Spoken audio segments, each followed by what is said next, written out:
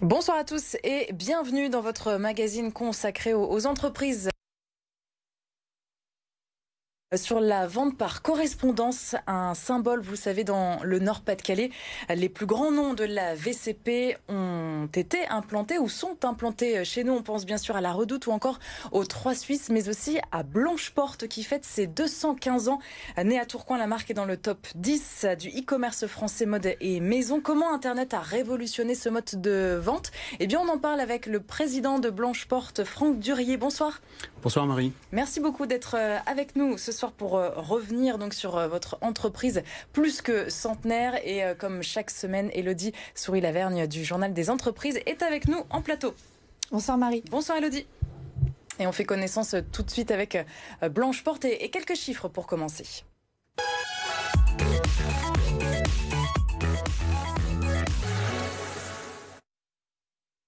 Blanche-Porte, c'est 4 millions de commandes par an, 210 collaborateurs, tous du côté de Tourcoing, dans la métropole lilloise, et un chiffre d'affaires 182 millions d'euros l'an dernier, en 2020. Alors, Monsieur Durier, vous avez racheté l'entreprise il y a 5 ans, puisque Blanche-Porte, la Blanche-Porte à l'époque, faisait partie du groupe Trois Suisses International.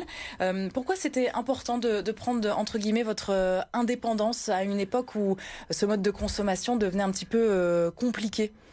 Alors moi j'étais dans l'entreprise depuis déjà quelques années et avec mon comité de direction on était en train de la transformer et on croyait vraiment à la suite de l'histoire de cette entreprise. Et donc en 2016, quand le groupe Trois Suisses International a voulu céder une série d'entreprises dont celle-là, nous nous sommes portés candidats, donc avec mes 3 associés, Corinne Devroux, Caroline Lemaire et Salvatore Spatafora, pour reprendre cette entreprise.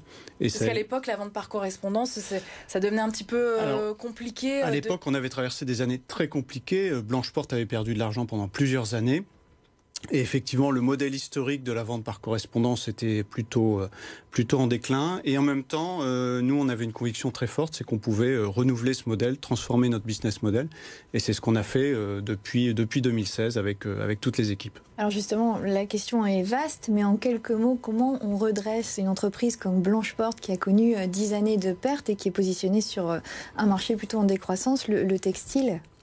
Alors il y a plusieurs fondamentaux qu'on a remis vraiment au carré. La première chose, c'est vraiment de créer toutes nos collections en interne pour avoir des collections qui soient adaptées à nos clientes qu'on connaît bien.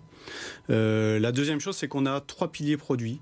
Le prêt-à-porter, le linge de maison et la lingerie. Et c'est important dans une période où les choses bougent.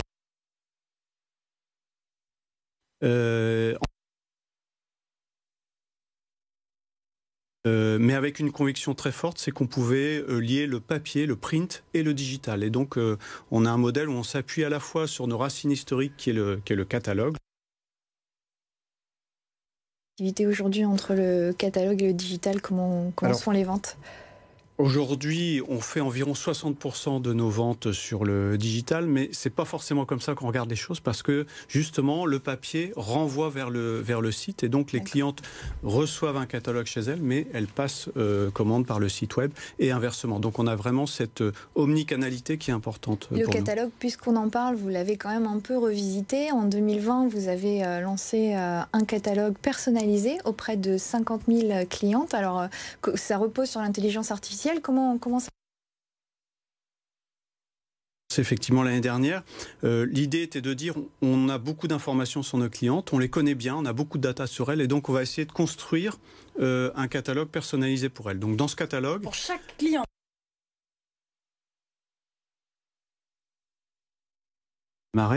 Et donc dans ce catalogue, il y a une série de pages, une série de produits qui sont voisine. Donc à la fois les produits sont personnalisés, le catalogue en lui-même, la couverture est personnalisée.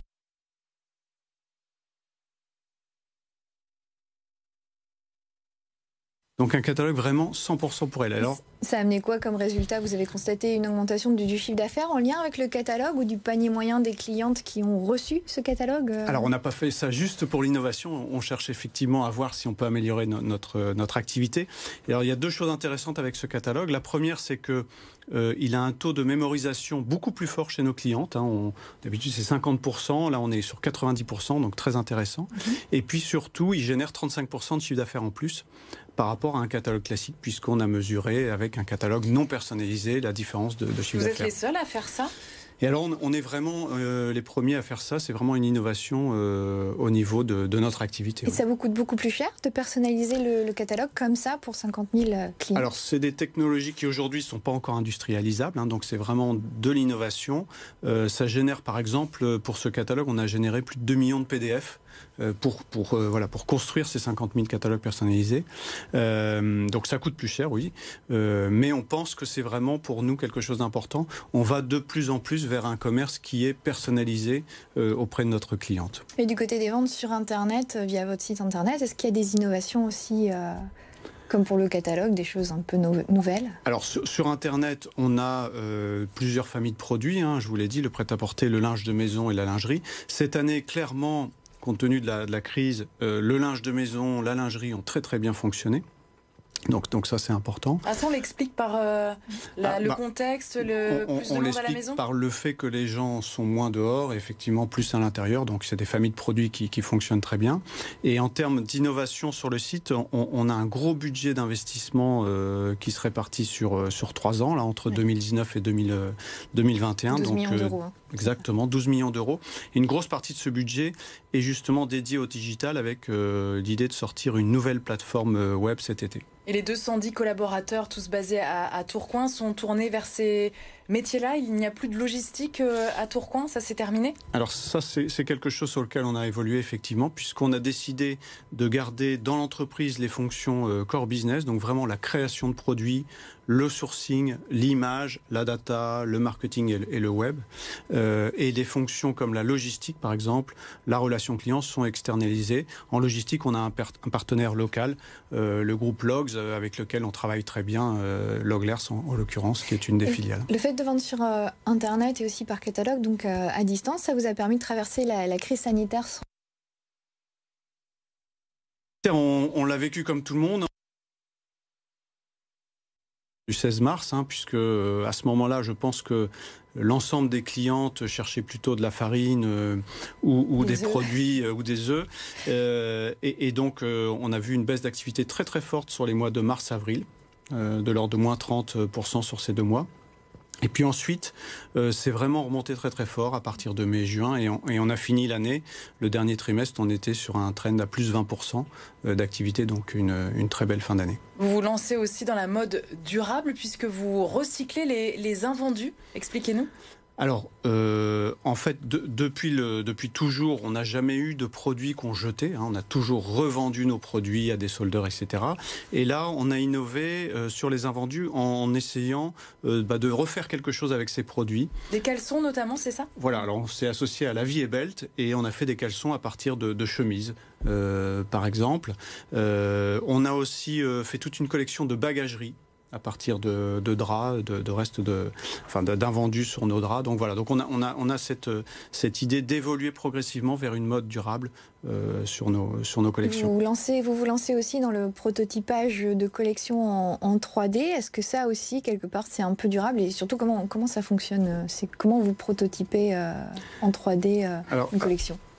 Alors ça, c'est une innovation importante pour nous puisqu'on est des créateurs de collections et ce qu'on a fait avec ce produit 3D, c'est de faire toutes les opérations de patronage en digital sur un avatar, donc sur un mannequin qui représente la cliente.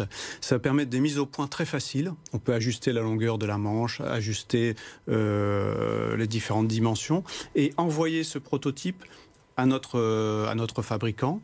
Lui-même fait du coup directement un produit qui est beaucoup plus adapté et donc ça évite tous les allers-retours d'échantillons, de prototypes, de mise au point, qui étaient des opérations très, très fastidieuses et qui prenaient beaucoup de temps et effectivement qui nécessitaient beaucoup de transport aussi. Donc ça réduit un peu l'empreinte carbone. Un peu. Après, on parle aussi de plus en plus de pollution numérique. Vous qui avez beaucoup d'investissements informatiques, est-ce que c'est quelque chose que vous surveillez un peu dans le groupe aussi ?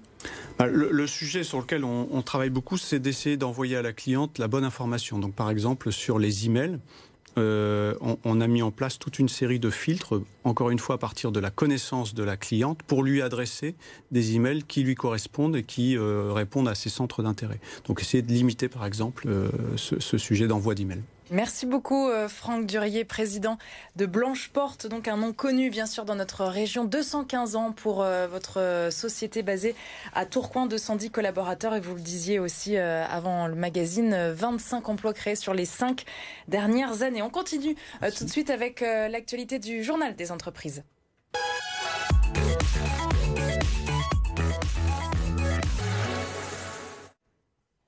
Et Elodie, nous prenons la direction de Douai cette semaine. Oui, l'usine Renault de Douai est désormais prête à produire son premier véhicule électrique. Ce site, qui emploie 2800 collaborateurs, a transformé sa ligne de production à grand coût d'investissement, 550 millions d'euros au total.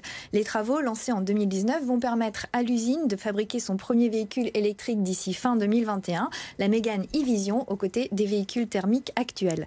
L'objectif de l'usine nordiste est de produire à terme 100% de véhicules électriques, mais la mise en œuvre dépendra de la maturité du marché. En tous les cas, dès 2023, l'usine Renault de Douai produira également la future Renault 5 électrique. Merci pour ces détails, Elodie. À la semaine prochaine pour un nouveau numéro de notre magazine consacré aux entreprises. Et demain, comme chaque mercredi, nous parlons emploi, votre magazine consacré à l'emploi. Nous présenterons les métiers liés à la comptabilité avec notre invité Grégoire Lemaire, directeur associé du cabinet Inopia RH.